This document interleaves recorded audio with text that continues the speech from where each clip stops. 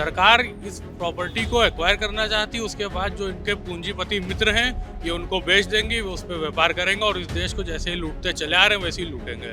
कि समाजवादी पार्टी और अखिलेश जी पूरी तरीके से साथ में खड़े हैं मुसलमानों के, इस बिल को किसी भी तरीके से संसद के अंदर पास नहीं होने देंगे। कहते सख्ती थोड़ा लाजिम है, पर पत्थर होना ठीक नहीं। हिंदू मुस्लिम ठीक है साहब, कट्टर होना ठीक नहीं। इनकी सोच जो है वो थिंकिंग जो है ऐसी है कि किसी तरह से मुस्लिम को परेशान करो, उसकी प्रॉपर्टी को हड़प करो, जो ये चाहते हैं, इसीलिए ये सब ला रहे हैं। सच्चाई यही है कि भाजपा कभी भी असल मुद्दे पे बात ही नहीं करती है। इनको सिर्फ डाइवर्ट करना है अपने मुद्दों से, और इसके अलावा इनके पास कोई चारा नहीं है राजनीति करने का। 4 PM न्यूज नेटवर्क में आप सभी का स्वागत है। मैं हूं क्षितिज कांत। आप लगातार देख रहे हैं पूरे देश भर में वक्फ बिल को लेकर के एक बड़ा विरोध हो रहा है और साफ कहा जा रहा है कि अगर वक्फ बिल अगर पास होता है तो सबसे बड़े इसके जिम्मेदार नीतीश और नायडू होंगे।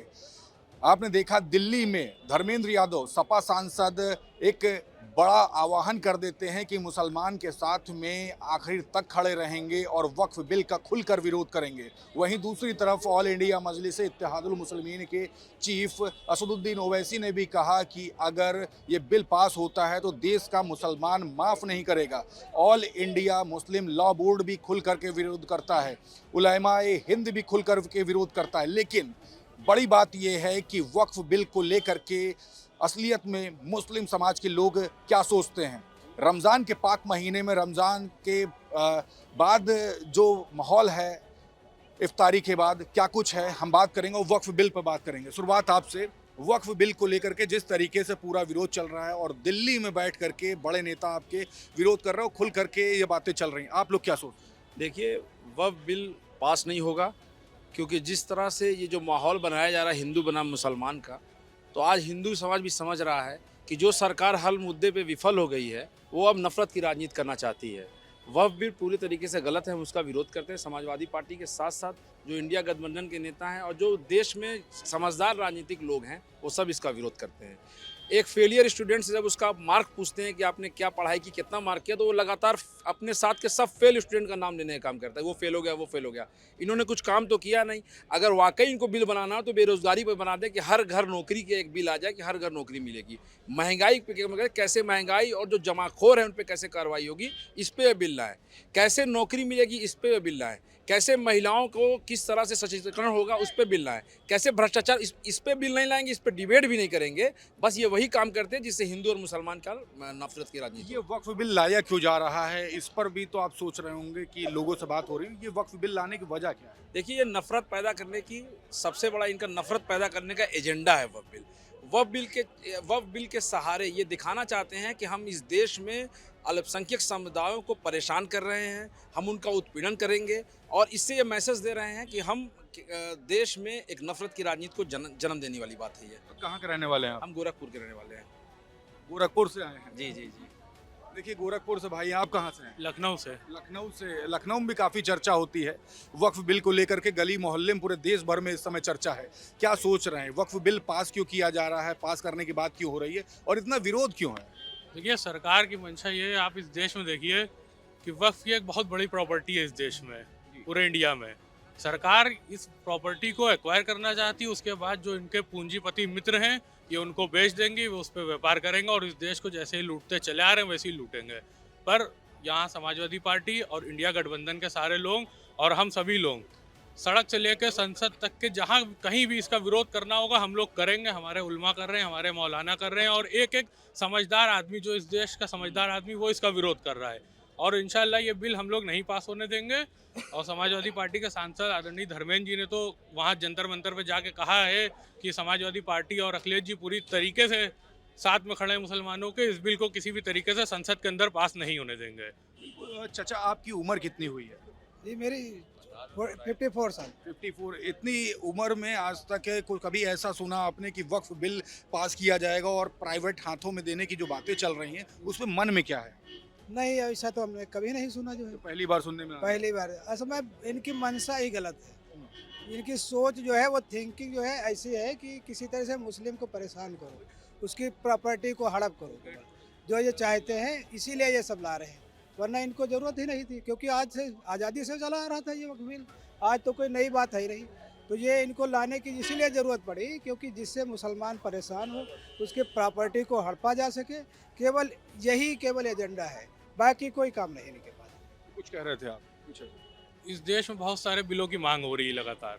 जैसे हम लोग अधिवक्ता हैं, लखनऊ में प्रैक्टिस करते हैं, हम लोग बहुत टाइम से एडवोकेट प्रोटेक्शन एक्ट की मांग कर रहे हैं। जैसे जिस तरीके से डॉक्टर्स के लिए, सबके लिए हम लोग भी मांग कर रहे हैं। आप देख रहे हैं लगातार वकीलों का उत्पीड़न हो रहा तो है। आपके तो फेवर में कहाँ कुछ किया जा रहा है? वही तो हम कह रहे हैं कि सरकार को जो एक मांग आ रही है, जो लगातार एक बहुत बड़ी पॉपुलेशन जिस चीज़ की मांग कर रही है उधर बल देखना चाहिए, ना कि जिसका विरोध हो रहा है उसकी तरफ देखना चाहिए।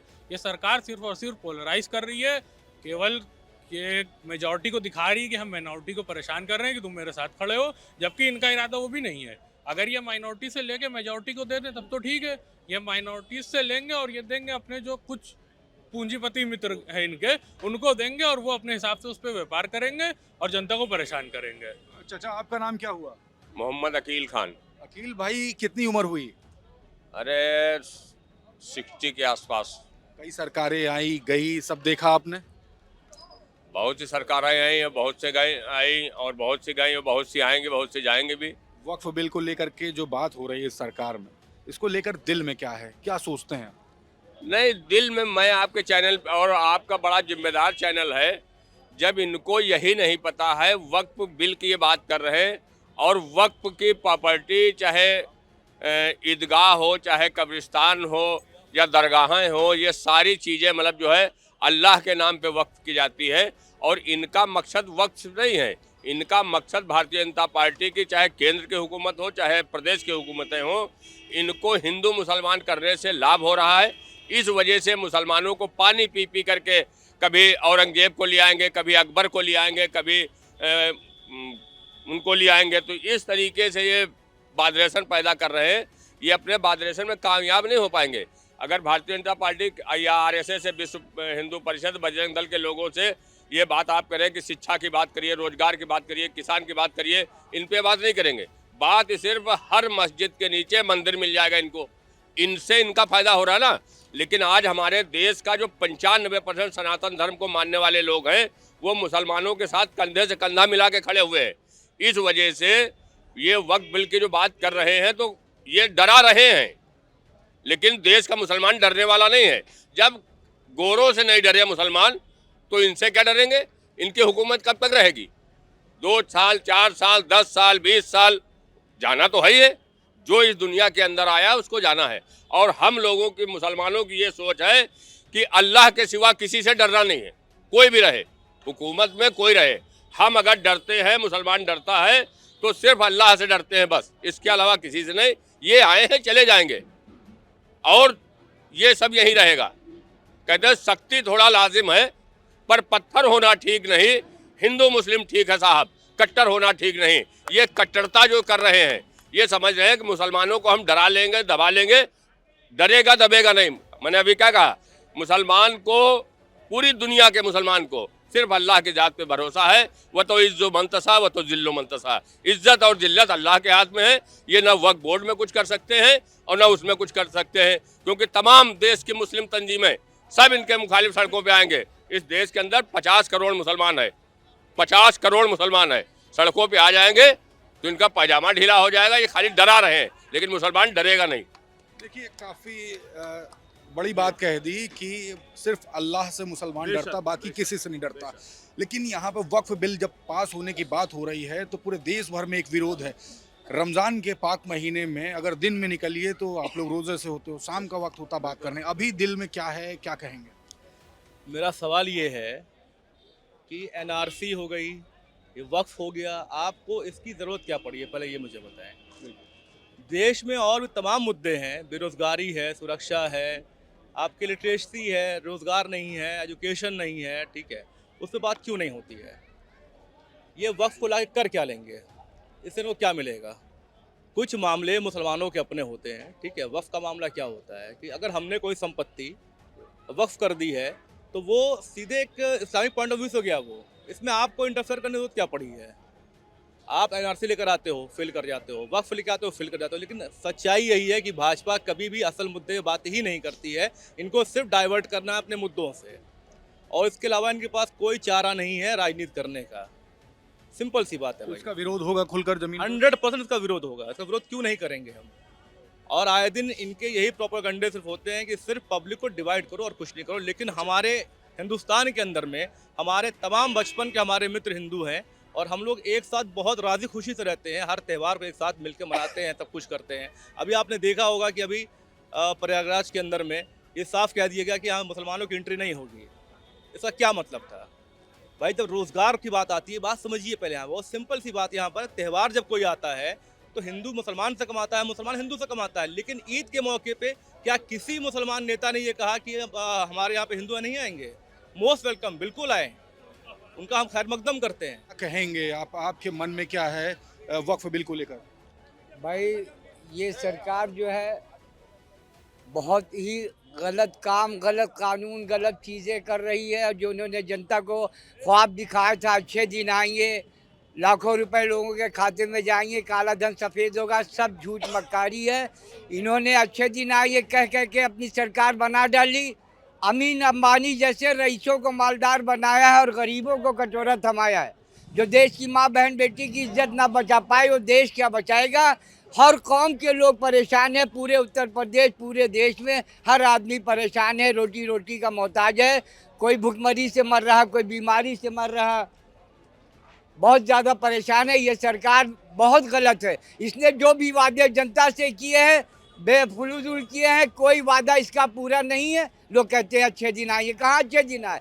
किस गरीब का अच्छा दिन आया? अच्छा दिन आया तो अनिल अंबानी जैसे लोगों का आया, हम जैसे गरीबों का नहीं आया। रोटी का मोहताज कर दिया, बेरोजगारी है, काम कहीं नहीं है।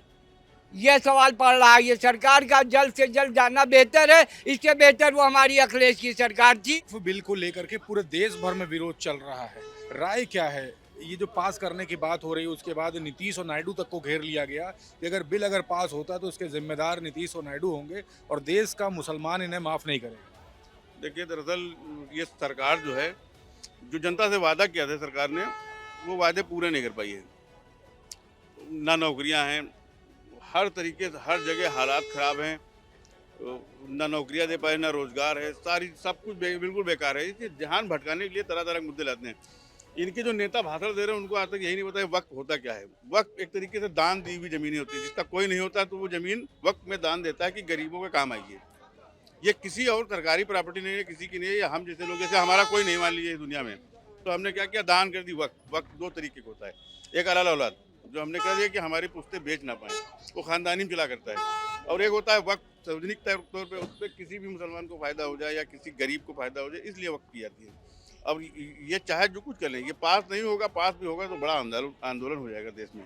अच्छा, क्या लगता है ये वक्फ बिल पास क्यों करना चाहते, क्या करना चाहते हैं वक्फ बिल ला करके? वक्त बिल ला करके लाएंगे नहीं, बहुत से बिल लाते हैं, बहुत दिन तक ये अगले चुनाव का माहौल बनाया करते हैं, जनता को भटकाया करते हैं। ये भटका रहे हैं। अभी ये देखिएगा, नायडू जो है अभी बयान दे रहे हैं कि वहाँ तिरुपति बालाजी मंदिर में कोई हिंदू के अलावा नहीं हो सकता। वो अब बनाना शुरू कर दिया बैकग्राउंड। अभी ये विरोध करेंगे, इनको करना पड़ेगा। जो दो नीतीश कुमार और वो लोग हैं, वो उनको आगे यही करेंगे। आप विरोध करिए, हम बैक हो जाएंगे। तो वक्फ बिल आने से मुसलमानों को नुकसान कौन सा है? नुकसान वक्फ बिल आने से है, जैसे अभी वक्फ बोर्ड है देश में, हमारी मान लीजिए कोई प्रॉपर्टी है, हम किसको देना चाहते हैं उसकी जिम्मेदारी देख रेख कौन करेगा? हम तय करेंगे ना। जब प्रॉपर्टी हमारी है, सरकार की तो है नहीं, वो हमने दी है दान, तो हम ही तो तय करेंगे इसका क्या होगा। अगर वहाँ कुछ गलत हो रहा तब सरकार दखल देगी, ये क्यों दखल दे रही है? आंदोलन होगा अगर ये बिल पास होने के बाद? आंदोलन तो होगा। बिल भाजपा ही नहीं पास करेगी। ग्राउंड भाजपा ने बनाना शुरू कर दिया है आज से। जो नायडू जी ने बयान दिया है कि तिरुपति बालाजी मंदिर में हिंदू के सिवा कोई नहीं होना चाहिए, वो इसी की रूपरेखा तैयार हो रही। ये दोनों विरोध कर देंगे, भाजपा बैक हो जाएगी। भाजपा खुद जानबूझ के कर रही है सारे मुद्दों से ध्यान डाइवर्ट करने के लिए।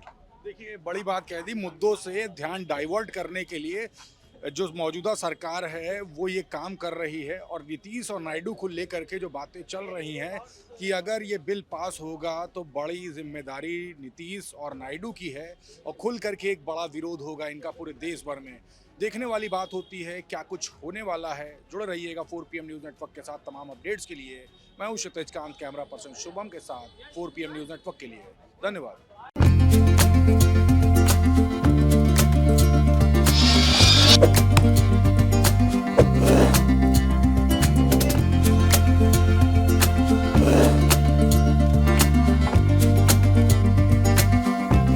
है।